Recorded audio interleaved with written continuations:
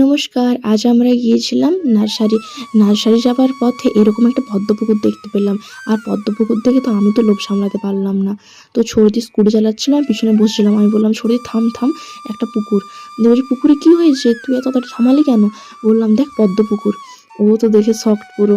তো সামনে থেকে অনেকগুলো ছেলে ছিল, বসেছিল দোকানের সামনে, ওদেরকে ডেকে আনা হলো। ওরাও তো কিছুতেই পারলো না মানে টিউবার তুলতে।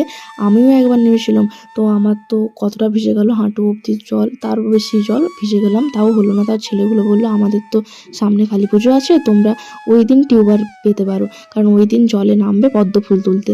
আমরা বললাম ঠিক আছে, ওর সেই রকম আমার নাম্বার দিয়ে এসছি, ওরা ফোন করবে বলেছে। তারপর আমরা নার্সারি চলে আসি।